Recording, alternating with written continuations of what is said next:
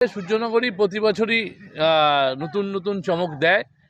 ৬৯তম বর্ষ এবছর আমাদের প্রথম থেকে যেটা আমাদের টার্গেট আছে যে নয়নাভিরাম কুমারটুলির প্রতিমা আমরা এবার উপস্থাপিত করব।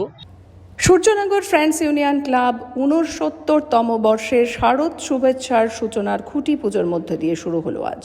সোমবার খুঁটি পুজোকে কেন্দ্র করে সূর্যনগর মাইকেল স্কুল মাঠে উৎসবের মেজাজ ছিল প্রত্যেক সদস্যরাই। প্রত্যেক বছর দুর্গাপুজোতেই নতুন চমক দিয়ে থাকেন সূর্যনগর ফ্রেন্ডস ইউনিয়ন।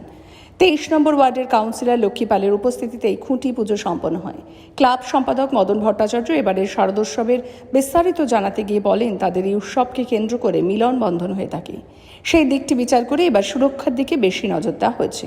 এদিকে অন্যদের মধ্যে ক্লাব সভাপতি অমরচন্দ্র পাল সহ ক্লাবের সকল সদস্যরা উপস্থিত ছিলেন। সূর্যনগরী প্রতি বছরই নতুন নতুন চমক দেয়। ৬৯তম বর্ষ এবছর আমাদের প্রথম থেকে যেটা আমাদের টার্গেট আছে যে নয়নাভিরাম কুমারটুলির প্রতিমা আমরা এবার উপস্থাপিত করব।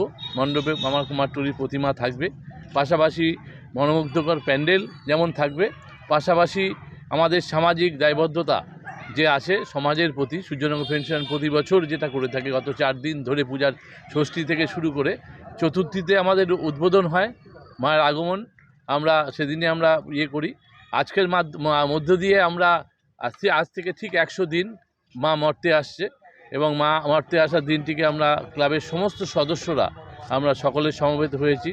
এবার সাবিকেনা যেমন থাকবে, আমরা পরিবেশ বান্ধব প্যান্ডেলটাও আমরা করব। আমরা বিগত বছরগুলোতে তাই করছি, যেগুলোর মাধ্যমে পরিবেশ দূষণ হয় সেগুলো বাদ দিয়ে আমরা পরিবেশ বান্ধব প্যান্ডেল করব।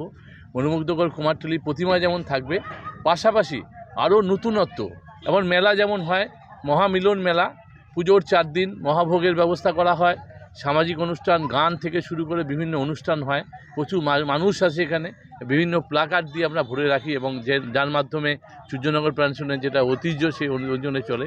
এবং ৬৯তম বর্ষে আমরা এবার মায়ের আগমনকে আমরা স্মরণীয় করে রাখবো। আমরা